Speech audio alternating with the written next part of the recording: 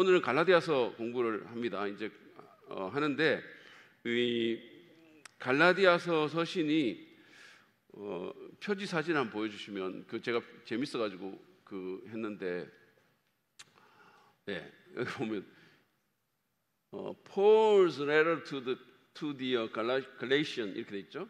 그러면서 이제 약간 이 우편 그거 딱 찍혀 있잖아요. 그래서 제가 그게 재밌어가지고 봤는데 이게 서신이에요. 편지입니다. 편지. 그러니까 사도 바울이 갈라디아라는 곳에 있는 성도들에게 보낸 편지예요. 그래서 이제 이 우편 그게 찍혀 있는데 어쨌든 이 서신의 중요성을 한번 보시죠. 이 서신은 왜 중요한가? 먼저는 짧은 로마서라는 그런 별명이 있습니다. 이 서신에 갈라디아서가 바울 서신 가운데 길이가 그렇게 긴 서신은 아니잖아요. 제가 여러분들한테 말씀드려요. 바울이 몇 개 신약 성경 중에서 몇 개의 서신을 썼다 그랬죠? 네? 기억나세요? 1번 13개, 2번 130개, 3번 1300개, 4번 13000개. 바울이 몇 번이죠? 1번이죠. 영명하십니다. 여러분들, 근데 자, 바울이 신약 서신 가운데 13개의 서신을 썼거든요. 13개의 서신을 썼는데 그게 이제 로마서부터 이렇게 쭉 돼 있잖아요. 로마서, 고린도전서, 후서 뭐 이런 식으로 갈라디아서 이렇게 돼 있거든요. 그래서 제가 왜 순서가 그렇게 됐다고 얘기했죠? 왜 이 서신 순서가 그렇게 돼 있다고 생각했죠? 가나다라 순입니까? 아니면 날짜 순입니까? 분량 순이라 그랬잖아요. 그죠? 그러니까 로마서부터 돼 있는 게 그러니까 분량이 제일 많은 순서부터 이렇게 해가지고 있거든요. 그러니까 뭐 로마서, 고린도전서, 고린도후서는 다 10장 넘어가는 서신들이에요. 그러니까 이제 그거는 좀 긴 서신들이고 그 다음에 이제 갈라디아서가 나오는데 갈라디아서가 6장입니다. 그 다음에 에베소서가 나오는데 에베소서도 6장이에요. 그러니까 그러다가 빌립보서 4장 뭐 이런 식으로 이렇게 가거든요. 자, 그러니까 어쨌든 뭐 비교적 이렇게 다 분량으로 이렇게 했기 때문에 갈라디아서는 바울 서신 가운데 조금 분량이 긴 서신은 아니에요. 6장이니까. 그런데 중요한 교리를 다루고 있습니다. 뭐냐면 이신칭의, 로마서에서 다루는 교리와 같은 그 이신칭의라는 교리를 다루고 있거든요. 그러니까 짧은 로마서인 거죠. 여러분 이 스크린을 보시면 이제 한자로 이게 돼 있죠. 이신칭의. 이게 이제 영어로 위에 보면 justification by faith 이렇게 돼 있어요. 믿음으로 의롭다함을 얻는다 이렇게 돼 있죠. 믿음으로 의롭다함을 얻는다. 그러니까 이신칭의, 그러니까 믿음으로 의롭다고 칭함을 받는다. 그러니까 법적인 용어입니다. 그러니까 이것은 로마서에서 다룬 굉장히 중요한 개념인 거예요. 우리가 어떻게 하나님 앞에 의롭게 될 것인가. 그러니까 루터가 계속 고민했던 부분이 이거거든요. 여러분들은 이걸 고민하셨는지 모르지만 우리가 어떻게 하나님 앞에서 의롭다고 인정을 받을 것인가. 왜냐하면 하나님 앞에서 의롭다고 인정을 안 받으면 우리는 망하거든요. 우리가 완전히 망하는 거예요. 그러니까 이건 사실은 사람이 자신의 영원한 운명을 소중히 여긴다면 반드시 고민해 봐야 되는 주제인 거예요. 반드시. 우리가 어떻게 하나님 앞에서 의롭다고 인정을 받을 것인가. 오징어 게임에서 사람들이 그 게임에 지면 죽잖아요. 죽어요. 그러니까 얼마나 그 게임에서 이기려고 애를 씁니까? 인간이 못할 짓까지 하면서. 근데 그거는 단지 육신의 목숨이에요. 그런데 이 질문은 우리의 영원한 생명을 결정하는 질문이기 때문에 제대로 자기의 영원한 존재를 소중히 여기는 사람은 이 질문을 반드시 해야 돼요. 우리가 어떻게 하나님 앞에서 의롭다함을 받을 것인가. 그러니까 이 교리를 로마서와 갈라디아서가 집중적으로 다루고 있다. 그래서 이게 굉장히 중요하다. 짧은 로마서다 이거예요. 두 번째는 종교 개혁에 끼친 영향력이 굉장히 큰 서신이다. 이 서신을 뭐라고 얘기하냐면 개신교 종교 개혁의 모퉁이 돌이다 이렇게 말하게 돼요. 개신교 종교 개혁의 모퉁이 돌이다. 그만큼 이제 종교 개혁에 차지하는 영향이 큰 거죠. 개신교 종교 개혁의 모퉁이 돌. 그래서 루터가 이 서신을 굉장히 좋아했고 자기는 이렇게 말했어요. 이 서신과 결혼한 기분이다. 이 서신과 결혼한 기분이다. 그래서 루터의 부인이 이름 아세요? 루터의 부인 이름? 루터의 부인 이름까지 이름을 알 필요는 없는데 혹시 아십니까? 캐서린입니다. 캐서린. 캐시라고 하기도 했어요. 루터의 부인은 수녀 출신입니다. 그 당시에 이제 지금도 그렇지만 로마 캐톨릭은 이제 셀러버시잖아요. 그러니까 결혼을 안 하잖아요. 신부도 그렇고 수녀도 그렇고 결혼을 안 해요. 그런데 루터가 이제 독일에서 종교 개혁을 하고 나서 어떤 일이 벌어지냐면 수많은 수녀들이 수녀원을 나오기 시작했어요. 그래서 수많은 수녀들이 결혼을 하기 시작합니다. 그래가지고 사실은 그 캐서린이라는 사람도 수녀였는데 원래는 루터가 자기 친구한테 소개시키려고 했던 사람인데 캐서린이 루터를 좋아했어요. 나이도 훨씬 많은데. 그래가지고 이제 둘이 결혼을 하게 됐는데 처음에는 루터가 별로 안 좋아했어요. 그러니까 뭐 귀찮고 뭐 자기가 아침에 자고 일어나 보니까 무슨 돼지꼬리 같은 머리가 거기 하나 있었다 뭐 그러고 이런 식으로 말하기도 하고 이랬었거든요. 나중에는 엄청 사랑했어요. 자기 부인을. 이 캐서린 그러니까 나의 사랑 캐서린 이렇게 말하게 됐습니다. 갈라디아서를 자기 부인의 그 이름을 붙여가지고 나의 사랑 캐서린 이렇게 말하게 됐어요. 그만큼 이제 이 서신을 사랑한 거죠. 왜냐하면 루터가 이신칭이라는 그런 교리 때문에 루터의 인생이 완전히 바뀌었잖아요. 루터가 구원받고 종교개혁의 어떤 선봉이 된 결정적인 교리가 바로 이신칭의라는 교리예요. 그러니까 여러분들이 이걸 꼭 기억하세요. 제가 로마서 할 때도 얘기를 했지만 이거는 진짜 이신칭이라는 교리는 우리의 신앙이 서거나 또는 무너지거나 하는 교리예요. 이걸 교회로 확대를 시키면 교회가 서거나 무너지거나 하는 교리가 바로 이신칭의의 교리입니다. 그 말은 무슨 말이냐면 내가 하나님 앞에서 어떻게 의롭다함을 받느냐. 근데 내가 믿음으로 의롭다함을 받는다는 거예요. 믿음으로. 이거를 부정하게 되면 교회는 무너지는 겁니다. 내가 내 행위가 아니라 오직 믿음으로 하나님 앞에서 의롭다함을 받는 거예요. 그래서 그 정말 흠 하나 없고 점 하나 없으신 하나님께서 예수 그리스도의 공로를 보시고 예수를 믿는 믿음 때문에 우리를 흠 하나 없고 점 하나 없는 의로운 자로 받아주시는 거예요. 그렇게 보시는 겁니다. 그래서 우리가 천국에 들어가서 영원을 살 수가 있는 거예요. 이게 얼마나 놀라운 은혜의 교리인지 모릅니다. 어떻게 우리 같은 인간이 얼마나 흠이 많고 점이 많습니까? 제가 지난번에 우연히 한번 뭐 이렇게 그 뭐를 TV를 봤는데 이게 뭔지도 기억이 안 나는데 너무 충격을 받았어요. 너무 충격을 받았는데 그게 뭐냐면 그 이혼 전문 변호사들이 나와가지고 무슨 얘기를 하는 데 있잖아요. 깜짝 놀랐어요. 그러니까 그 사람들이 뭔 얘기를 하냐 하면 이 이혼 케이스를 다루다 보면 가족 관련된 게 너무 많다는 거예요. 그러니까 그게 뭔 얘기냐 했더니 뭐 예를 들어서 무슨 뭐 형부하고 어떻게 되고 뭐 이런 거 있잖아요. 뭐 이런 것들이 너무 많다는 거야. 자기 가족끼리 바람이 나가지고 이혼하는 케이스가 너무 많다, 너무 흔하다 이렇게 내가 너무 충격을 받은 거예요. 그거 보고 무슨 어떤 경우는 이게 제가 옮기기도 좀 그런데 뭐 어떤 부인이 이제 어떤 남편이 부인인데 부인과 이제 이혼을 하게 됐는데 그 부인과 이혼을 하게 됐는데 이유가 뭐냐면 그 자기 남편의 사촌 형하고 뭐가 된 거예요. 그래가지고 그걸 나중에 알게 돼가지고 이혼 소송을 들어갔는데 그래서 이 사람이 너무 답답해가지고 또 다른 사촌 형한테 얘기를 했대. 또 다른 사촌 형한테 얘기를 하니까 그 사촌 형이 너무너무 화를 내더라는 거예요. 나중에 알고 봤더니 그 사촌 형하고도 관계가 또 있는 거예요. 그러니까 사촌 형 2명하고 관계가 자기 부인이 관계가 있는 거예요. 그러니까 가족 관련해서 이 이혼이 이런 불륜이 일어난다는 얘기를 듣고 내가 너무 충격을 받은 거야. 와, 진짜 그러니까 여러분 사람이 얼마나 악합니까? 대한민국 지금 얼마나 음란합니까? 깜짝 놀랐어요. 이걸 공중파 방송에 나와서 이혼 변호사들이 그걸 거리낌 없이 얘기할 정도로 이렇게 썩어 있는 거예요. 나라가 지금 사람들이 겉보기에는 멀쩡해 보이는데 주일날 뭐 이렇게 양복 입고 교회 나오면 그냥 괜찮은 것 같은데 이게 속으로 썩어도 이렇게 썩을 수가 있습니까? 완전 엉망진창인 거예요. 그러니까 심지어는 무슨 요즘은 앱 같은 걸 통해 가지고 이렇게 그 바람 피울 대상들을 찾는데 그것도 제가 너무 충격을 받았어요. 찾는데 어떤 식으로 찾냐면 임신한 여자를 찾기도 한대요. 왜? 그러면 후환이 없기 때문에 찾는다는 거예요. 그래서 제가 너무너무 충격받은 거죠. 그러니까 거기에 아니 아기를 가지고 그게 응하는 여자는 또 어떤 사람이며 남자는 또 어떤 사람입니까?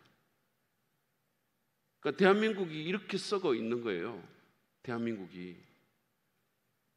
그러니까 인간이 얼마나 악한가라는 거죠. 인간이 얼마나 악한가. 이런 악한 인간을 하나님이 다 그냥 거룩하신 하나님이 여러분이 하나님 같으면 어떻게 하시겠어요? 근데 그런 인간을 우리가 다 그런 사람 아니라 할지라도 우리 안에 다 그런 악한 게 있고 더러운 게 있고 그렇잖아요. 근데 그런 인간을 하나님이 예수 그리스도를 십자가에 못 박혀 죽이면서까지 은혜로 우리를 구원해 주시는 게 바로 그게 이신칭이 아닙니까? 그러니까 어쨌든 종교개혁이라는 게 루터가 그렇게 해서 자기가 정말 인생이 변화됐고 그랬기 때문에 이 서신을 너무나 중요하게 생각했고 좋아했다는 거죠. 그 다음에 세 번째로 이 서신은 그리스도인의 자유대헌장이라고 불립니다. 이거는 왜 그렇게 불리냐 하면 갈라디아서는 있잖아요. 율법에서부터 해방을 얘기를 하고 있거든요. 율법주의에서부터 해방.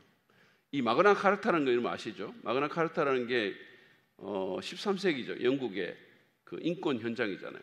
영국의 존 왕이라는 사람이 그 어쩔 수 없이 귀족들에게 밀려가지고 이제 발표한 부패가 너무 심해가지고 왕권을 줄이고 이제 인권 현장을 발표한 그게 바로 마그나 카르타라는 건데 기독교 자유 대헌장이라는 거죠.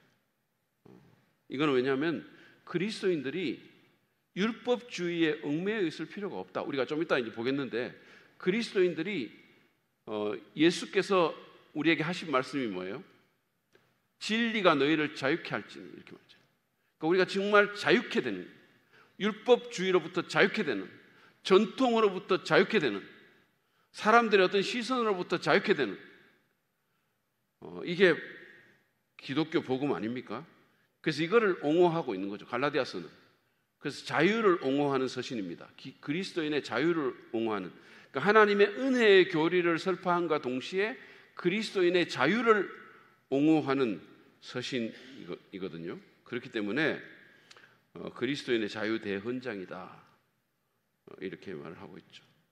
유진 피러슨이 갈라디아서에 대한 책을 하나 썼는데 그 책 제목이 아마 자유라는 걸 거예요.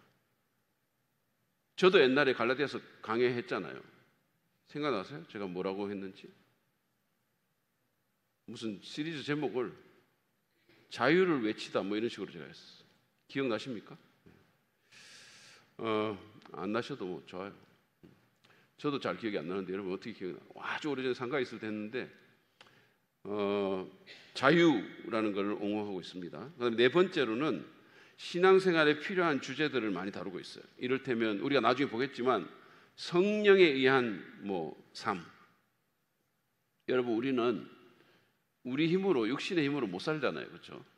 만약에 우리가 육신의 힘으로 살려고 하면 판판이 깨집니다. 그 어떤 대단한 사람도 자기 육신의 힘을 가지고 살 수는 없어요. 사단은 우리가 약한 게 뭔지를 너무 알기 때문에 정확하게 그 부분을 공격합니다. 여러분 사람들이 있잖아요.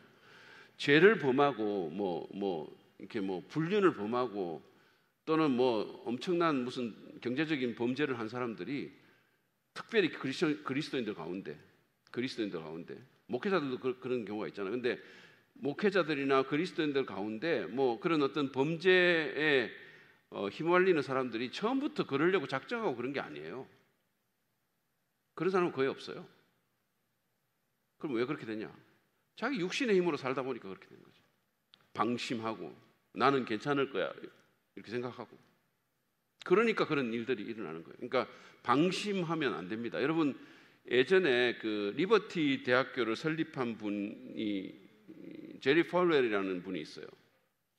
아주 영적인 거인입니다. 근본주의의 거두이기도 하고 그런데 이제 그분을 싫어하는 사람도 많고 좋아하는 사람도 많고 그래요. 근데 한 가지 분명한 사실은 진짜 대단한 일을 했다는 거예요. 리버티 대학이라는 엄청난 대학을 아무것도 없는 데 세워가지고 그렇게 했을 뿐만 아니라 미국의 어떤 그 보수적인 그런 도덕적 그 보수를 굉장히 견고하게 만든 사람이에요.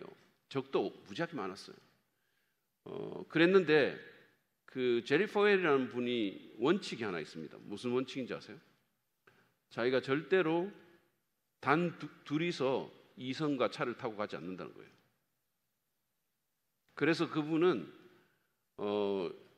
그 차에 이런 일화가 있었어요. 한 번은 자기가 차를 몰고 가는데 비가 억수같이 쏟아지는 거야. 비가 억수같이 쏟아지는데 자기 그 교회에 비서자매가 이렇게 나왔는데 비가 너무 쏟아지니까 문에 이렇게 서 있는 거예요. 못 나가고. 응? 그러면 이제 인간적으로 보면 태워줘야 맞는 거죠. 인간적으로 보면 태워주는 게 좋죠. 안 태워주고 그냥 갔어요. 안 태워주고, 왜냐하면 그 사람이 그런 원칙이 있는 거예요. 자기는 절대로 여자와 한 공간에 안 있는다. 한 여자와. 이게 그 사람의 원칙이었었어요. 그렇기 때문에 그렇게 많은 공격이 들어오고 그렇게 수많은 사람들이 저걸 해도 그 부분에서는 아무것도 잡을 게 없는 거죠. 자기가 그만큼 조심한다는 거죠. 물론 내가 핸들할 수 있고 내 비서자매하고 그렇게 비가 오는데 차 태워 갖고 갈 수는 있는데, 그러나 나는 나를 신뢰하지 않는다는 거예요. 내가 어떤 일을 할지 나는 모른다는 거예요. 인간의 육신이 다 연약하기 때문에 스스로를 지키는 거죠. 그래서 어쨌든 이런 주제들을 다루고 있습니다. 자, 그래서 리처드 롱네커라는 분이 이렇게 말했어요. 역사적으로 갈라디아서는 다양한 형태의 기독교 교리와 선포와 실천의 기초가 되었습니다. 그리고 그것은 지금도 사실입니다.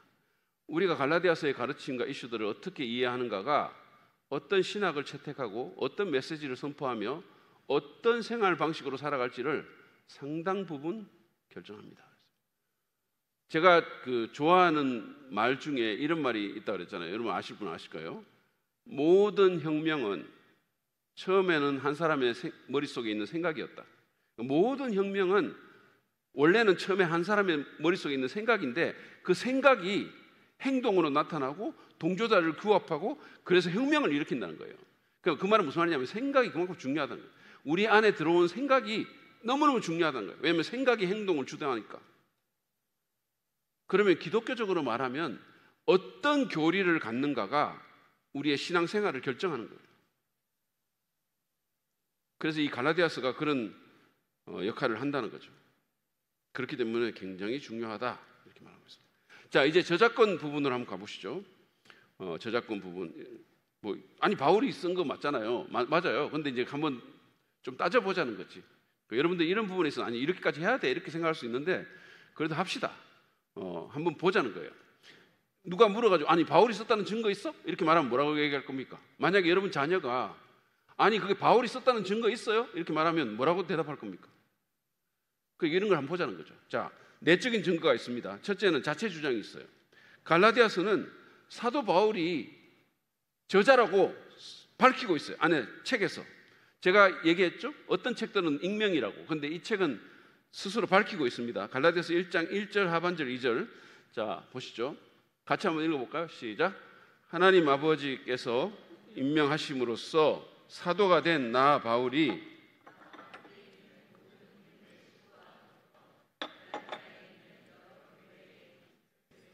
그렇죠? 자, 나 바울이 쓴다 이렇게 말했어요. 그러니까 자기가 저자임을 밝히고 있어요. 내가 이 편지를 씁니다 이렇게 말하고 있어요. 수신자도 밝히고 있죠. 갈라디아에 있는 여러 교회에 썼다 이렇게 말하고 있죠. 그 다음에 갈라디아서 5장 2절도 나 바울이 여러분에게 말합니다 이렇게 말하고 있고 6장에도 보면 또 그런 게 있어요. 자, 그래서 자체적으로 이 서신은 바울이 썼다라고 주장하고 있습니다. 두 번째는 갈라디아서 1장 11절부터 2장 10절까지를 보면 이게 서신인데도 불구하고 내러티브가 있어요. 이야기가 거기 들어가 있어요. 보통 서신은 이제 이렇게 해라 저렇게 해라 이런 어떤 규범들을 얘기를 하잖아요. 그런데 갈라디아서는 그 서신 안에 스토리가 들어가 있어요. 스토리가 들어가 있는데 그게 자전적인 내용입니다. 바울 자신이 예루살렘에 갔다가 사도들을 만났고 두 번째 갔을 때 또 만났고 이런 게 나와 있거든요. 이게 사도행전의 기록과 일치한다라는 거죠. 그래서 뭐 대표적으로 갈라디아서 1장 15절부터 17절만 보시면 보세요. 그러나 나를 모태로부터 따로 세우시고 은혜로 불러주신 하나님께서 그 아들을, 예수를 얘기합니다, 이방 사람에게 전하게 하시려고 그를 나에게 기꺼이 나타내 보이셨습니다. 그 사도 바울이 예수님 만났죠. 예수님, 부활하신 예수님이 그에게 나타나셨죠. 근데 그 나타나신 목적이 있다는 거예요. 그 아들 예수를 이방 사람에게 전하게 하시려고 자기에게 예수를 보여주셨다는 거죠. 그래서 이제 자기가 구원받게 되죠. 회심하게 되죠. 그때 나는, 보세요, 사람들과 의논하지 않았고 또 나보다 먼저 사도가 된 사람들을 만나려고 예루살렘으로 올라가지도 않았습니다. 나는 곧바로 아라비아로 갔다가 다마스커스로 되돌아갔습니다. 이렇게 됐어요. 근데 이 내용을 여러분들이 사도행전 읽어보시면, 9장에 읽어보시면 이거를 확인할 수 있다라는 거죠. 그러니까 그 내용이 일치하고 있다, 이런 의미입니다. 그 다음에 세 번째는 문체나 언어나 신학적인 주장들도 갈라디아에서 발견되는 문체, 언어, 신학적인 주장이 사도 바울의 문체, 언어, 신학적인 주장과 일치하고 있다는 거예요. 그래서 이 서신 안에 있는 어떤 것이 바울의 가르침과 맞지 않는 것이 없다라는 거예요. 그러니까 이거는 제가 여러분에게 이렇게 얘기했잖아요. 여러분들이 이제 제 책을 읽으면 여러분들도 그렇고 저도 그렇고 다 자기 나름의 어떤 문체가 있어요. 그런 게 있죠. 그리고 그 나름의 사상이 있는 거예요. 그러면 여러분들이, 제가 이제 어떤 분들이 제 책을 읽으면, 예를 들어서 뭐 제가 설교한 내용을 책으로 이렇게 써가지고 내는 게 있으면 저한테 와가지고 이렇게 얘기해요. 목사님 꼭 설교 들은 것 같았어요. 이렇게 얘기합니다. 목사님 설교를 이렇게 옆에서 듣는 것 같은 느낌이 들었어요. 뭐 이렇게 얘기하거든요. 그러면 그 책을 읽으면서 저를 느끼는 거죠. 이건 이 사람이 썼구나. 이게 있는 거죠. 그러니까 제 글을 읽으면 뭔가 이렇게 거기 나오는 뭐 쓰는 용어라든지 뭐 스타일이라든지 이런 게 있거든요. 그런 거를 느끼는 거죠. 근데 완전히 뭐 예를 들어서 저하고 뭐 다른 목사님, 다른 분이 쓰는 거를 보면 저하고는 완전히 다르게 쓰는 분들이 있어요. 완전히 다르게 쓰는 분들이 있거든요. 그러면 이거는 누가 봐도 다르다라고 얘기하는 거죠. 그렇죠? 예를 들어서 뭐 송태근 목사님이 쓴 책을 읽으면 저하고는 완전히 달라요. 완전히 다를 겁니다. 그러니까 그런 거를 보면 짐작할 수 있는 거죠. 그러니까 사도 바울의 서신도 마찬가지라는 거죠. 이걸 보면 사도 바울이 쓴 문체와 언어와 신학적인 주장이 갈라디아서도 그대로 나오고 있다. 이걸 우리가 볼 수가 있다는 거죠. 이게 내적인 증거입니다. 그래서 내적으로 봤을 때 갈라디아서는 바울이 썼구나라고 우리가 인정할 수 있다는 거죠. 그다음에 외적인 증거도 있는데, 외적인 증거는 하나는 학자들의 견해입니다. 학자들의 견해. 갈라디아서의 그 사도 바울 저작권은 거의 학자들이 인정하고 있어요. 광범위하게. 소수의 어떤 극단적인 비평가를 제외하고는 거의 다 인정합니다. 그러니까 사람들이 보면 이제 예를 들어서 예수 안 믿는 사람들 중에 예수가 신화적인 인물 아니야? 이렇게 생각하는 사람도 있어요. 예수가 실제로 존재했던 거 맞아? 이렇게 생각하는 사람도 있어요. 그거는 진짜 무식한 얘기예요. 죄송한 얘기지만. 그러니까 예수의 역사를 공부하는 학자들 중에 예수가 실제로 존재했다고 안 믿는 사람은 거의 없어요.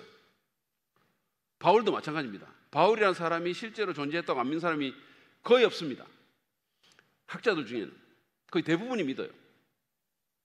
그것처럼 갈라디아서의 사도 바울 저작권은 오늘날 굉장히 광범위하게 인정되고 있고 평생을 이런 거 연구하는 사람들이 있거든요. 근데 여러분 이게 좀 놀랄 일일 것 같긴 한데 저도 처음엔 놀랐으니까요. 이 성경에 보면 주석이라는 책이 있어요. 아십니까? 주석이라는 책이 뭔지? 아시나요? 반응을 좀 해주세요. 자, 너무 여러분들에게 제가 수준 낮은 질문으로 여러분의 지성을 모독하고 있습니까? 주석이라는 책이 있거든요. 이 주석이라는 책이 뭐냐면 예를 들어서 뭐 갈라디아서면 갈라디아서를 해설하는 책이 있는 거죠. 한 절 한 절 해설하고 뭐 언어가 어떻고 뭐 이렇게 쭉 해설하는 책이 있어요. 그러면 그 주석을 쓰는 사람들이 이 주석이 보통 이렇게 벽돌책이건 엄청 두꺼워요. 일반적으로 두껍고 막 골치 아픕니다. 그리고 막 랭귀지 공부하고 이러거든요. 헬라어 공부하고 뭐 고고학 공부하고 막 이러잖아요. 그래서 이제 주석을 쓰잖아요. 그러면 주석을 쓴다, 성경에 주석을 쓴다는 말은 이 사람이 크리스찬이지 이렇게 생각될 수 있잖아요. 근데 안 그런 사람들이 쓰는 거예요. 예수 안 믿는 사람들이 주석을 쓰는 거예요.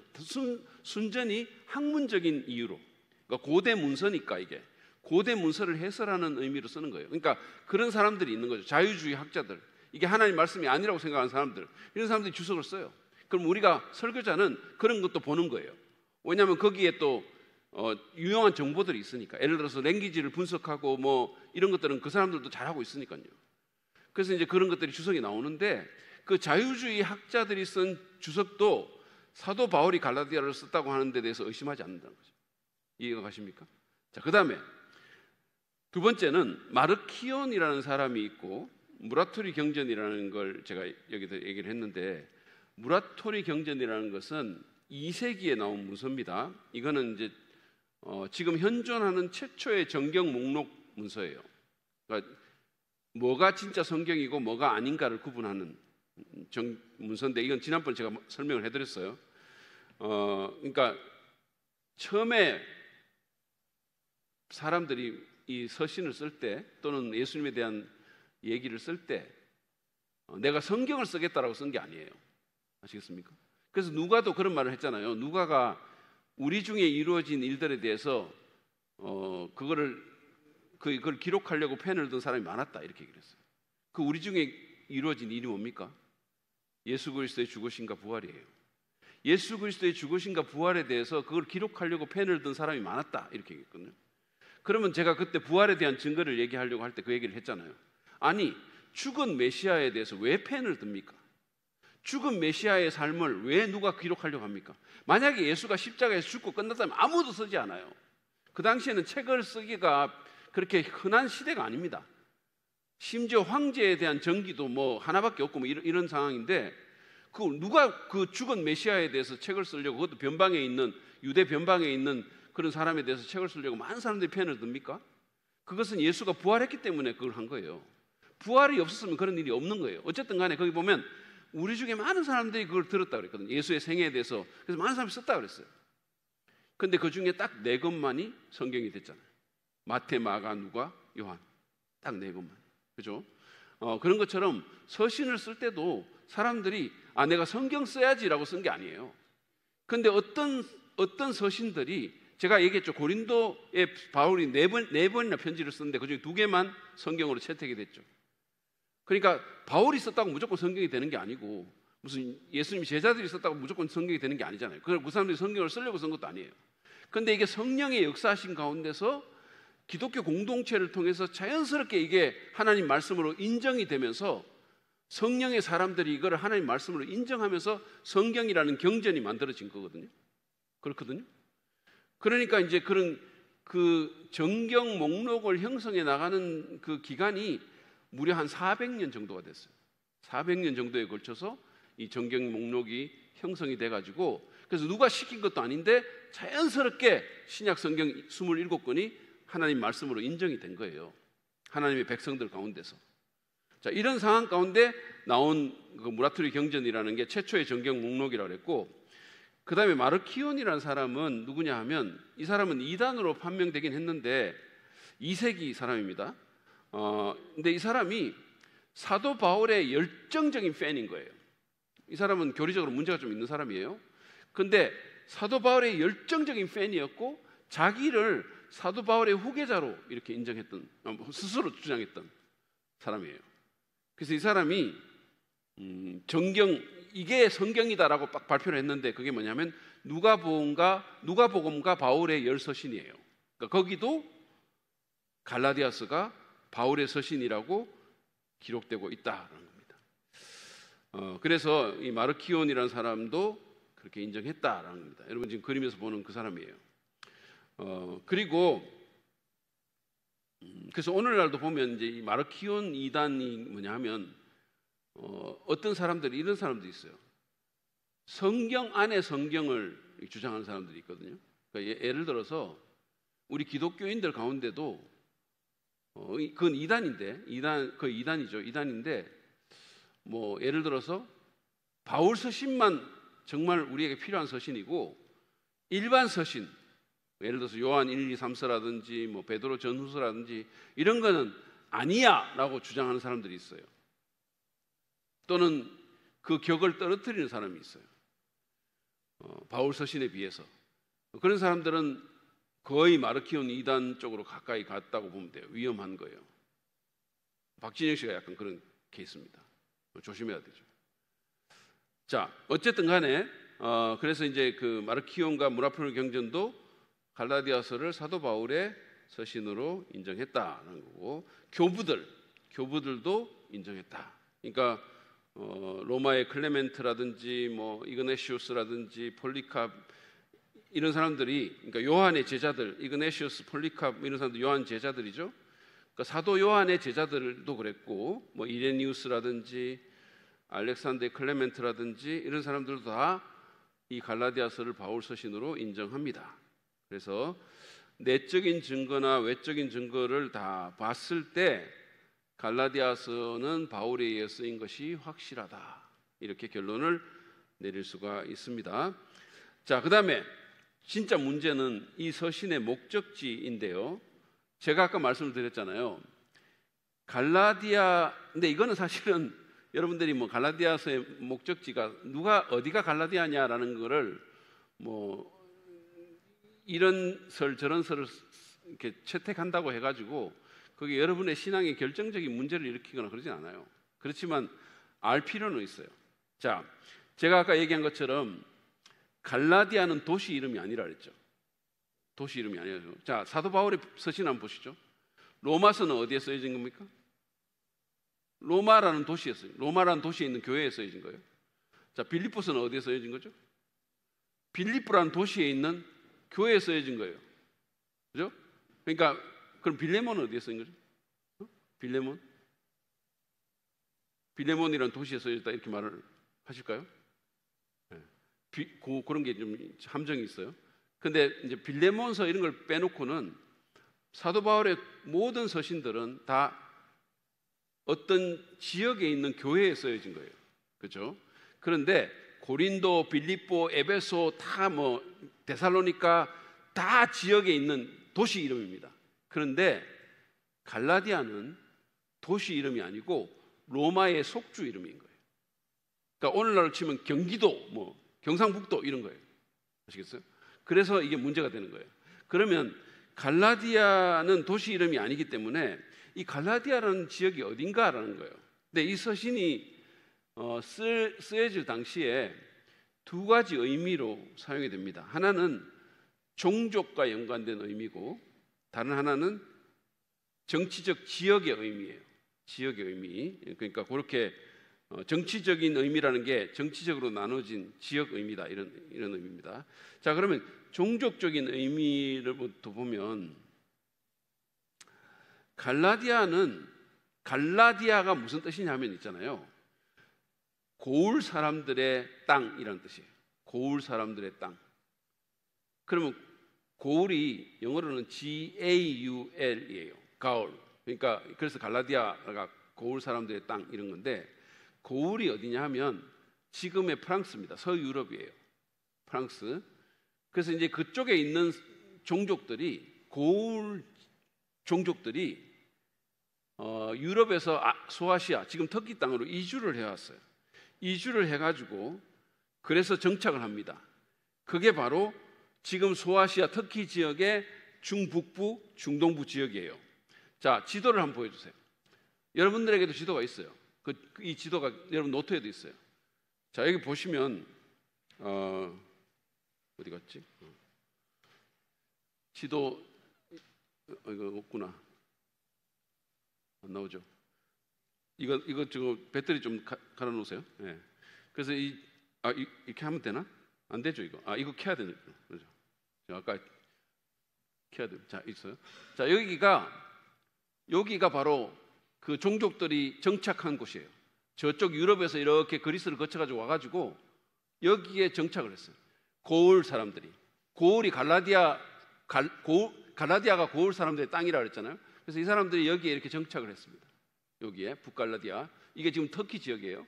근데 여기에 주요 도시들이 뭐 페시누스 뭐 이렇게 있죠. 이런 도시들이 앙키라 뭐 이런 도시들이 있습니다. 자, 여기를 북갈라디아라고 얘기를 해요. 북갈라디아. 그러면 사도 바울의 이 갈라디아라는 편지가 여기에 이 북갈라디아에 쓰여졌느냐, 아니면 이 밑에를 남갈라디아 그러는데 여기에 쓰여졌는가, 이게 이제 차이점인 거예요. 그런데 정치적인 의미로서, 여러분들 노트를 보시면 정치적인 의미로서 보시면 갈라디아는 로마의 한 주의 이름이에요. 로마의 한 주의 이름입니다. 자, 여러분들이 이걸 알면 성경적으로 엄청 유식해지는 거예요. 로마가 지역을 이렇게 주로 나눕니다. 오늘날 우리가 경상북도, 경기도 이렇게 나누는 것처럼. 그러면 여러분들이 성경에서 아는 로마 제국의 속주, 주 이름 아는 거 있으면 한번 얘기해 보세요. 큰 소리로 얘기해 보세요. 이거 말고, 갈라디아 말고. 아무도 없으십니까? 지금 말 안 하는 거죠. 일부러 귀찮아가지고. 덥고 이러니까. 자, 아가야 주가 그리스에 있는 지역, 고린도 뭐 이런 아테네 이런 데 있는 아가야 주가 있었거든요. 그게 주 이름이에요. 경상북도처럼 주 이름입니다. 또 아는 거 있으세요? 마케도니아, 이게 또 하나의 주 이름이에요. 저 그리스 북부에 있는 마케도니아. 또 아시아도 주 이름이에요. 그러니까 터키 지역 서쪽 지역, 그 에베소 있고 이런 지역, 이게 다 주 이름이에요. 갈라디아도 주 이름입니다. 로마의 속주 이름이에요. 그래서 로마가 이렇게 주가 여러 개 주가 속주로 이렇게 나눠가지고 정치적으로 이렇게 관리를 했어요. 그래서 정치적인 의미로 갈라디아는 로마의 한 주입니다. 주. 자, 그러면 지도를 한번 보여주세요. 아까 그 지도를 보여주세요. 그러면 그 주가 어디냐 하면, 아니 지도 문사모님 협조 좀 해주세요. 네, 오케이. 자, 이게 협조를 안 하네 또. 제가 지금 만지고 있어요. 제가 지금 실수를 했어요. 우리 집사람이 한 게 아니고 저의 잘못이에요. 자, 여기 보면 요렇게 있죠. 쭉 이렇게 있죠. 요게 갈라디아라는 주입니다. 주. 이 갈라디아라는 주가 있는데 이 주 안에 고을 사람들이 정착한 곳이 북갈라디아 지역이에요. 북갈라디아에 정착을 했어요. 그러면 사도 바울이 1차 전도 여행 때 간 지역은 남쪽 갈라디아예요. 안디옥, 이고니온, 르스드라, 더베, 요겁니다. 그러니까 정치적인 의미로 갈라디아냐, 종족적인 의미로 갈라디아냐, 이것 때문에 이제 이 편지가 어디에 갔는가라는 것이 갈려진다라는 거죠. 자, 그러면 간단하게 한번 보시겠습니다. 자, 그러면 북갈라디아를 지지하는 논증을 보면 전통적인 견해를 한번 보시죠. 전통적으로 갈라디아는 북갈라디아 지방을 말하는 것으로 해석이 됐어요. 왜 그러냐 하면 주후 74년도에 남갈라디아가 북갈라디아하고 분리가 됐어요. 그래가지고 나중에 이 역사가들이 이게 분리가 된 것을 알아가지고 남갈라디아가 갈라디아인 줄을 몰랐던 거예요. 몰랐어요. 왜냐하면 남갈라디아가 비시디아에 통합이 돼가지고 몰랐어요. 그러다가 20세기에 이르러가지고 윌리엄 램지라고 유명한 고고학자가 있었거든요. 그 사람이 발굴을 해낸 거죠. 알게 된 거예요. 그래서 갈라디아가 이렇게 큰 국을 아는 것을 이걸 고고학적으로 알게 된 거예요. 발굴이 아니고 알게 된 거예요. 이 지역의 크기를 알게 된 거예요. 자, 두 번째로 그래서 이제 남갈라디아도 원래는 갈라디아에 속한 것이었구나라는 걸 알게 됐고요. 두 번째는 사도행전에서 누가가 그런데 이제 전통적으로는 북갈라디아니까 북갈라디아서를 지지를 했고요. 두 번째 북갈라디아서를 지지하는 논증은 사도행전에서 누가가 사도행전 쓴 건 아시죠? 그럼 사도행전 13장, 14장을 보시면 사도 바울이 1차 전도여행을 가서 전도한 내용들이 나와요. 근데 거기에 바울이 이고니온에 갔다가 르스드라에 갔다가 더베에 갔다가 이렇게 나왔는데 바울이 거기서 누가가 단 한 번도 여기가 갈라디아라고 표현을 하지 않아요. 누가가. 그래서 갈라디아 교회라고 명시하지도 않고 그렇기 때문에 누가는 종종 또 이 종족 명칭을 많이 썼기 때문에 북갈라디아서를 지지를 했죠. 그 다음에 세 번째로는 이 서신의 독자나 청중을 보면 갈라디아서 4장 8절 한번 보세요. 갈라디아서 4장 8절 보여주세요. 자, 여기 보면 이런 표현이 있어요. 그런데 전에는 바울이 지금 이 사람들한테 말합니다. 여러분이 하나님을 알지 못해서 본디 하나님이 아닌 것들에게 종노릇을 하였지만, 이렇게 말했어요. 그럼 이 사람들은 뭡니까? 유대인이 아니라는 얘기죠. 하나님 몰랐다는 거예요. 그래서 하나님 아닌 것에게 종노릇했다, 우상 숭배했다는 얘기죠. 그러니까 이 사람들이 이방인일 것이다라는 거예요. 거기다가 또 갈라디아에서 계속 말하는 게 뭡니까? 사도 바울이 말하는 게 뭐냐면, 어떤 사람들이 너희들에게 와가지고 예수 믿은 너희들도 할례 받으라고 계속 얘기할 거다, 할례 받지 마라, 이렇게 얘기하잖아요. 그거 아시죠? 그 말은 무슨 말입니까? 할례를 안 받았다는 말은 무슨 뜻이죠? 유대인이 아니라는 거죠. 그러니까 갈라디아서의 독자들이 이방인일 것이다 라고 주장을 하는 거예요. 그러면 이방인들은 어디 살았느냐? 북쪽에 살았다. 고을 사람들, 그 사람들이 살았다는 거죠. 그렇기 때문에 남쪽에는 유대인들이 많이 살았기 때문에 북쪽에 독자들이 있었을 거다, 이렇게 주장하는 거죠. 자, 그 다음에 사도행전 16장 6절을 보시면 바울이 이렇게 말합니다. 사도행전 16장 6절을 띄워주세요. 아시아에서 말씀을 전하는 것을 성령이 막으심으로. 자, 여기 아시아가 나오죠. 여러분, 아시아라고 하면 지금 우리가 생각하는 아시아는 누굽니까? 필리핀, 무슨 말레이시아, 우리가 여행 많이 가는데, 근데 여기서 아시아는 아까 터키 지역이에요. 로마의 속주 중에 한 곳입니다. 그러니까 터키의 서쪽 부분이에요. 터키의 서쪽 에베소라든지 이런 지역입니다. 골로세라든지. 자, 이쪽으로 올라가서 말씀을 전하는 것을 성령께서 막으셨어요. 그래서 그 사람들이 어디로 갔습니까? 여기 보세요. 부르기아와 갈라디아 지방을 거쳐가서, 이렇게 말하고 있어요. 부르기아와 갈라디아 지방을 거쳐가서. 그래서 이제 바울이 갈라디아 지방을 2차 전도 여행 때 갔다라는 거예요. 이거는 어디입니까? 여러분 지도를 보세요. 지도를 보면 북쪽을 얘기하는 거죠. 북쪽. 부르기아와 갈라디아 지방이 북쪽에 있는 거죠. 그래서 아마 아까 제가 얘기했잖아요. 누가는 종족 명칭을 많이 썼다고. 지역을 말할 때 종족 명칭을 썼어요. 그래서 여기서 말하는 누가가 갈라디아라고 말한 것은 고을 사람들의 땅을 지나갔다, 이런 뜻입니다. 그래서 여기에 복음 전하고 교회를 세웠을 것이다 라는 거고요. 마지막으로 이제 북갈라디아서를 지지하는 논증을 하나 보시면, 갈라디아서 2장 1절부터 10절과 사도행전 15장 예루살렘 공회의 관계를 한번 보시면, 북갈라디아서를 지지하는 사람은 갈라디아서 2장 1절부터 10절에 보면 사도 바울이 예루살렘에 갔던 얘기가 나옵니다. 근데 사람들이 이걸 어떻게 보느냐 하면, 이 설을 지지하는 사람들은 이거를 사도행전 15장에 나오는 예루살렘 공회로 보는 거예요. 근데 여러분들 갈라디아서를 잘 읽어보면 갈라디아서 1장에 바울이 구원받고 처음으로 예루살렘에 가서 사도들 만나는 장면이 나와요. 갈라디아서 1장에 보면.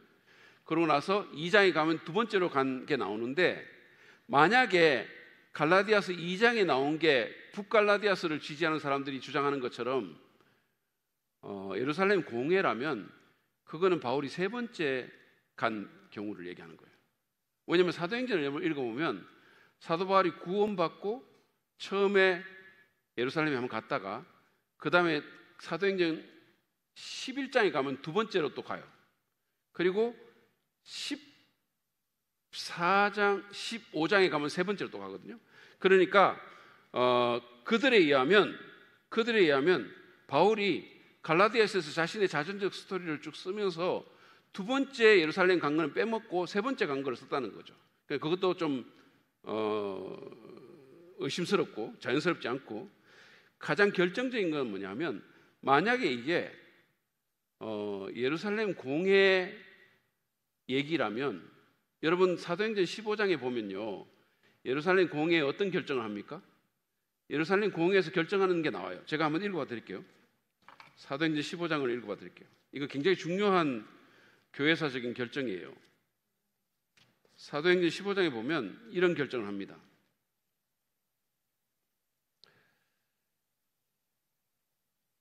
11절을 제가 읽어드릴게요.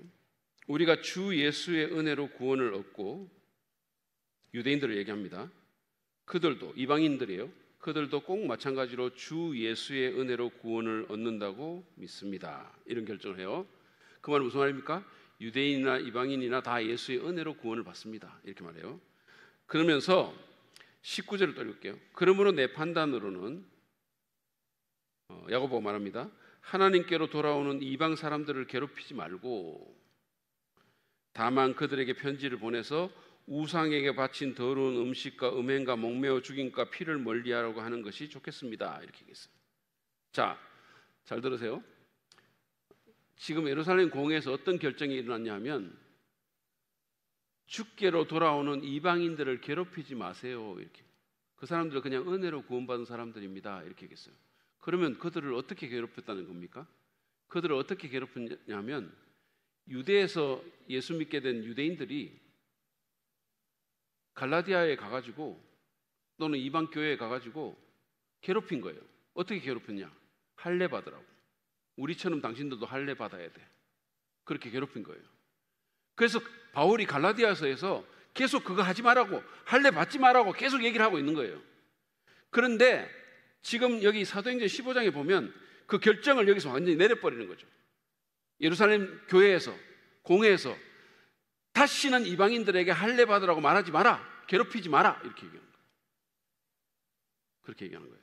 그러면 만약에 여러분 보세요. 만약에 갈라디아서 2장에 나오는 그게 예루살렘 공회 내용이라면 그러면 그 말은 갈라디아서가 그 이후에 쓰여졌다는 건데, 그럼 그 이후에 공회의 결정이 내려짐에도 불구하고 어떤 사람이 또 가가지고 그 공회의 결정을 어기고 또 할례 받으라고 말을 했다는 거 아니겠습니까? 그건 말이 안 된다는 얘기예요. 그래서 북갈라디아서를 지지하는 논증은 약하다 이런 거예요. 그냥 그 정도만 알고 계십시오.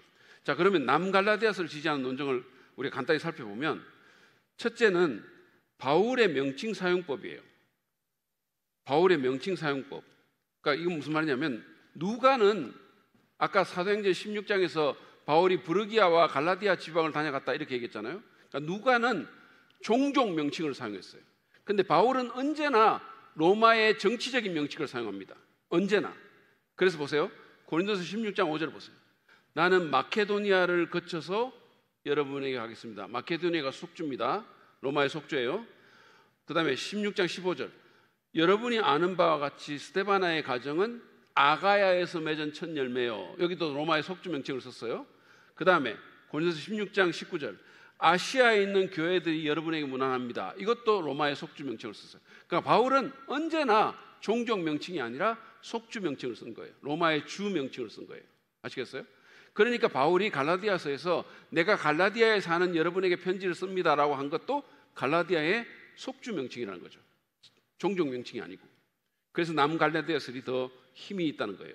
자, 그 다음에 두 번째, 이 서신의 독자나 청중이 아까 그 북갈라디아서를 주장하는 사람들은 이 서신을 받는 사람들이 이방인일 거다. 그러면 이방인들은 북쪽에 가올 사람들이 모여 있었으니까 북쪽에 편지를 보냈을 거다 이렇게 주장하는데, 사실은 그렇지 않고요. 갈라디아서 4장 21절부터 31절을 보면 아브라함 얘기가 잔뜩 나와요. 그리고 유대인들의 어떤 그 족보 얘기가 거기 나오잖아요. 뭐 무슨 두 여인의 얘기가 나오고.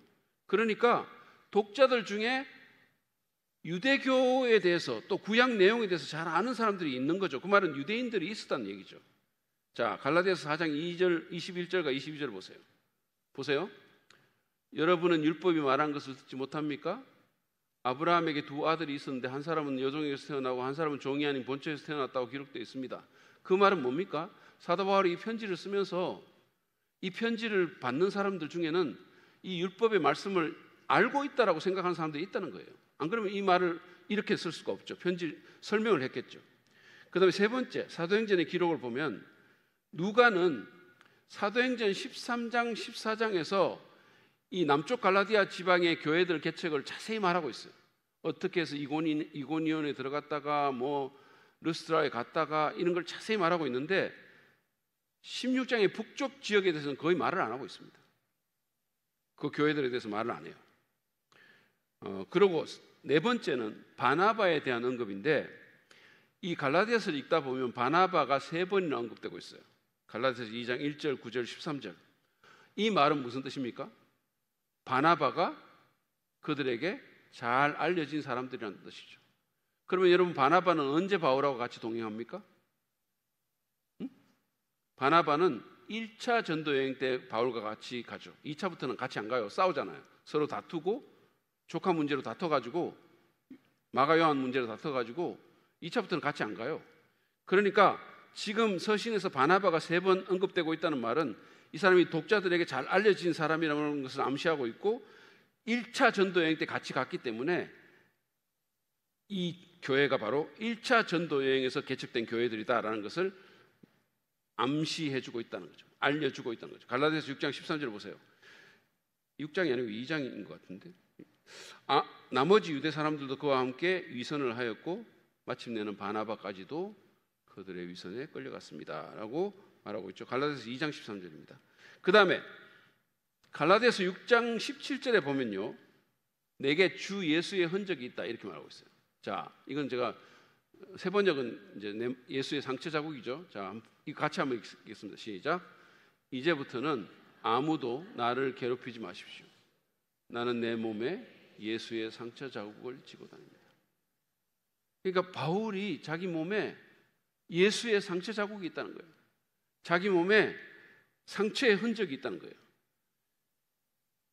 그래서 이거는 사도행전을 읽어보면 바울이 루스트라에, 남쪽 갈라디아 지역에 있는 루스트라에 가가지고 전도를 하다가 돌에 맞아가지고 거의 죽을 뻔해요. 그 상흔을 의미하는 것으로 해석이 됩니다. 그렇다면 이 서신의 독자는 남쪽 교회들이죠.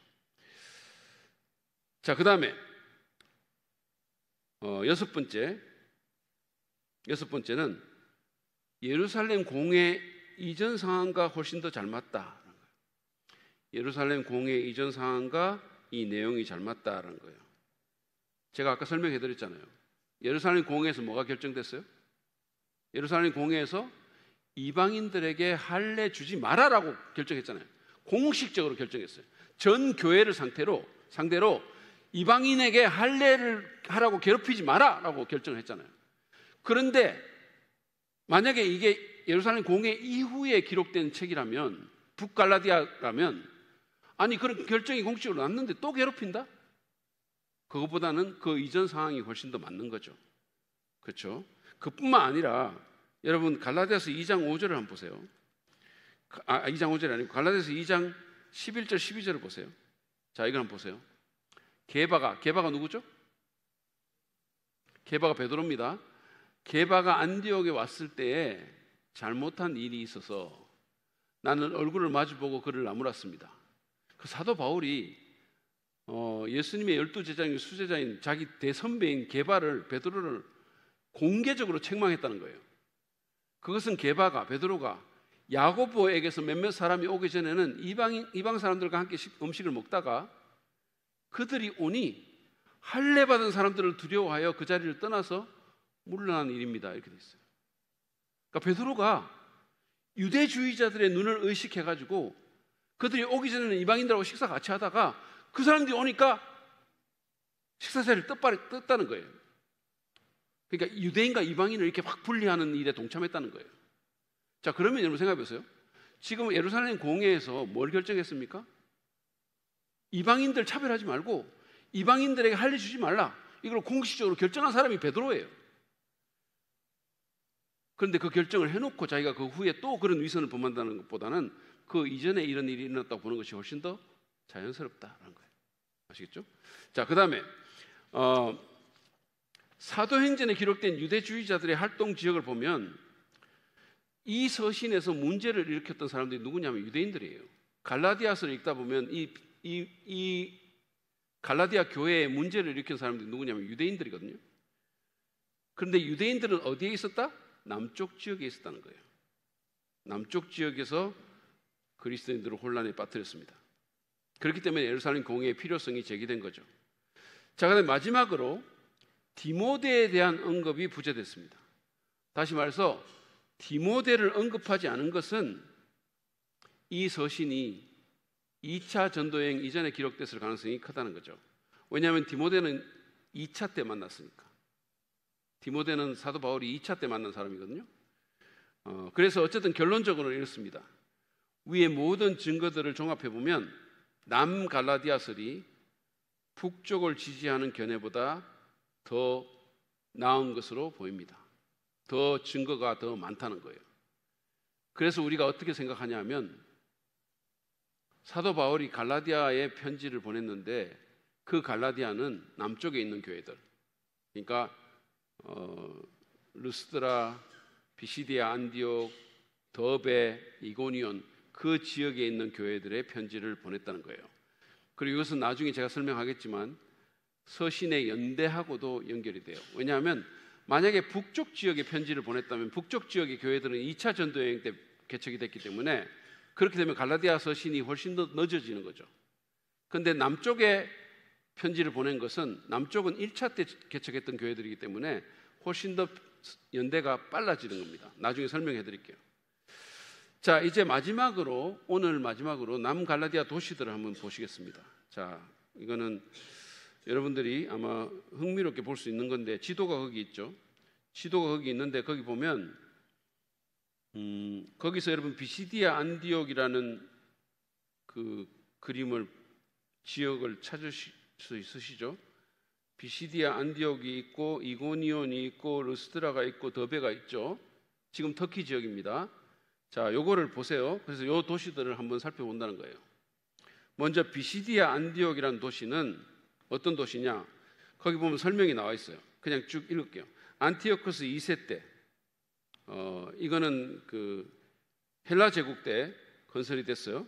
그래서 안디옥이라는 이름을 가진 거예요. 비시디아에 있는 안디옥, 안티오코스가 만든 도시다 이런 뜻입니다. 그리고 주전 25년 아우구스 통치 때 로마 식민지가 됩니다. 부르기아 달의 신 맴을 섬기는 신전이 있었고 그 신전이 사람들의 주의를 많이 끌었다는 거죠. 이 도시는 로마의 영향이 굉장히 컸던 도시입니다. 그리고 새로운 로마로 여겨질 만큼 아주 영향력이 있는 도시였었어요. 그리고 로마의 황제를 위한 신전이 거기 있었습니다. 아우구스투스를 위한 신전이 있었고 굉장히 부유한 도시였고요. 유대인들이 상당수 살았던 지역입니다. 유대와 로마, 그 다음에 지역, 이 세 문화가 공존하면서 문화 복합체를 이루고 있었어요. 근데 바울이 사도행전에 보면 사도행전 13장 13절부터 49절에 보면 이 곳에 들어가 가지고 3번 안식일에 회당에서 복음을 전해 가지고 많은 회심자를 얻습니다. 자, 한 구절만 읽어보죠. 사도행전 13장 42절부터 44절. 그들이 회당에서 나올 때 사람들은 다음 안식일에도 이러한 말씀을 해달라고 청하였다. 회중이 흩어진 뒤에도 유대 사람들과 경건한 개종자들이 바울과 바나바를 많이 따랐다. 그 다음 안식일에는 온 동네 사람들이 거의 다 하나님 말씀을 들으려고 모여들었다 그랬어요. 자, 비시디아 안디옥에 들어가서 이랬다는 거죠. 이 도시 사진을 한번 보여주시면 이게 이제 유적지 사진입니다. 또 다른 거 한번 보여주세요. 이게 이제 유적지 사진이고요. 그 다음에 이고니온이라는 곳 한번 보시죠. 제가 그냥 이것도 한번 보세요. 주전 3000년경에 세워진 굉장히 오랜 도시고 전략적으로 중요한 곳에 위치했어요. 그리고 굉장히 주요한 도로들이 그것을 지나갔고 로마의 영향력이 뚜렷했고 무역과 농업으로 번성한 곳이었습니다. 중요한 도시였어요. 지금도 이 도시는 굉장히 중요한 도시입니다. 터키의 중요한 도시예요. 코냐라는 이름으로 불리는데 큰 도시입니다. 그림을 한번 보여주세요. 이거는 이제 유적지고요. 이렇게 도시가 커요. 지금 보이시죠? 이고니온 콘야라는 도시 이름입니다.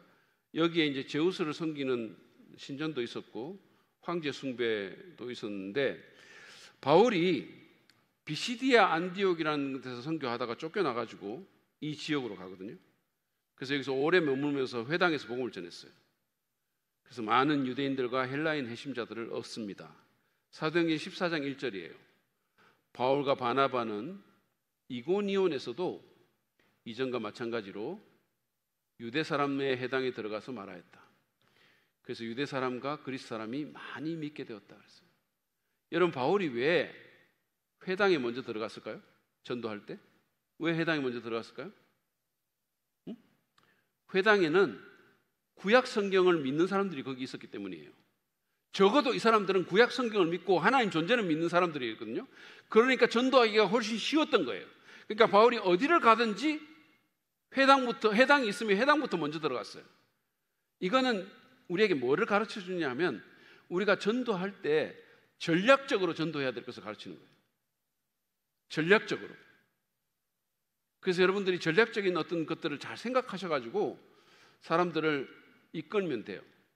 아시겠어요? 자, 루스드라 또 하나 보죠. 루스드라. 이 루스드라는 도시는 로마 황제인 아우구스투스가 건설을 했고요. 군사 식민지였고 아주 전략적인 교차로에 위치했습니다. 이것도 역시 제우스를 섬기는 신전이 거기 있었고 풍요로운 도시였었어요. 자, 이 루스드라의 유적지 사진도 한번 보여주시죠. 여기 보면 이게 루스드라 동굴교회라는 유적지가 있고요. 지금 이 지역이 이렇게 들판입니다. 이런 지역인데 여기서는 루가오니아 말을 하고 이게 토착 언어인데 루가오니아 말을 하고 토착 문화를 유지했던 곳인데 로마의 영향을 많이 받았던 도시예요. 여러분, 이 도시는 아마 여러분들 사도행전 아는 분들은 아실 텐데 바울이 여기 들어가 가지고 기적을 행하고 이렇게 하니까 사람들이 바나바는 제우스고 바울은 그 말을 통역하는 헤르메스라고 하면서 막 떠받들어요. 제사까지 막 드려줘요. 그들을 위해서 제사까지 드리려고 난리를 칩니다. 그래서 바울이 그러지 말라고, 우린 사람이라고, 우리를 위해서 제사 드리지 말라고 막 이렇게 말리고 이런 지경까지 됐거든요. 그러다가 나중에 어떤 일이 있었습니까? 얼마 지나지 않아가지고 유대인들이 와가지고 이 사람들을 돌로 치려고 해가지고 돌에 맞죠. 자, 보세요. 사도행전 14장 18절 19절입니다. 두 사도는 이렇게 말하면서 군중이 자기들에게 제사하지 못하게 겨우 말렸다. 그런데 유대 사람들이 안디옥과 이고니온에서 거기로 몰려와서 군중을 설득하고 바울을 돌로 쳤다. 그들은 바울이 죽은 줄 알고 그를 성 밖으로 끌어냈다 그랬어요. 그러니까 사람들이 얼마나 변덕이 심한지 몰라요. 얼마 전까지는 신이라고 막 떠받들다가 얼마 안 지나가지고는 돌로 치려고 하는 거예요. 그래서 여기 여러분들 특별히 사역하시는 분들 잘 들으세요. 여러분, 사람들 사랑해야 되지 그렇게 믿을 대상이 아니에요. 사람들은 변덕이 심합니다. 우리가 의지할 대상은 오직 하나님이세요. 이때까지 막 이렇게 팬클럽 회장이라고 하는 사람들이 그 다음날 나를 비난하는 천봉에 설 수도 있어요. 여러분들 굉장히 조심해야 된다는 거예요. 사람은 사랑할 대상이에요. 하나님만을 의지하십시오. 하나님 바라보고 사역해야 돼요. 자, 그래서 어쨌든 그렇게 해가지고 맞아 죽을 뻔하다가 다시 일어납니다. 거의 죽었어요, 사실은. 자, 그 다음에 더베, 마지막 도시인데 요거 하고 오늘 공부 마칠 텐데, 자, 이 더베는 루스드라처럼 루가오니아라는 지방에 속한 도시였어요. 이 루가오니아라는 것은 도시 이름은 아니고 그냥 지방 이름입니다. 지방 이름이에요. 이거는 로마의 속주 이름은 아니고 그냥 지방 이름입니다. 그래서 이 루가오니아에 속한 더베는 로마 제국의 통치를 받았고 지중해식 도시라기보다는 그냥 소박한 지방 도시의 특징을 갖고 있었어요. 그리고 이고니온과 연결되는 도로 위에 있었습니다. 놀라운 점이 뭔지 아세요? 놀라운 점은 뭐냐면 바울이 루스드라에서 돌을 맞고 그냥 죽었죠. 하나님이 개입 안 하셔서 죽었어요. 그럼 나 같으면 어떻게 하겠습니까? 그렇게 돌 맞고 그랬으면 낙심하고 겁에 질리고 두려워하면서 안식년 갔든지 사역을 쉬든지 떠나든지 할 거 아닙니까? 근데 바울이 어떻게 했는지 아세요? 바로 더베로 떠나가지고 복음을 떠전해요. 복음을 떠전합니다. 그래서 많은 제자를 얻는 거예요. 자, 사도행전 14장 20절부터 21절이에요. 이튿날 그는 돌 맞고 그 다음날 이튿날 그는 바나바와 함께 더베로 떠났다. 바울과 바나바는 그 성에서 복음을 전하며 많은 제자를 얻은 뒤에 르스드라와 이고니온과 안디옥으로 되돌아갔다 그랬어요. 정말로 대단합니다. 정말로 대단한 사도 바울이에요. 복음에 대한 열정이 얼마나 컸던지 사도 바울이 그랬잖아요. 에베소의 장로들에게 나는 이 복음 전하는 사명을 성취하려 하면은 내 목숨조차도 귀한 것으로 여기지 않는다 그랬잖아요. 여기 나오잖아요. 아니 돌 맞아가지고 죽을 뻔한 사람이 그 다음날 또 거기 간다? 그래서 또 복음을 전해요? 이게 바울입니다.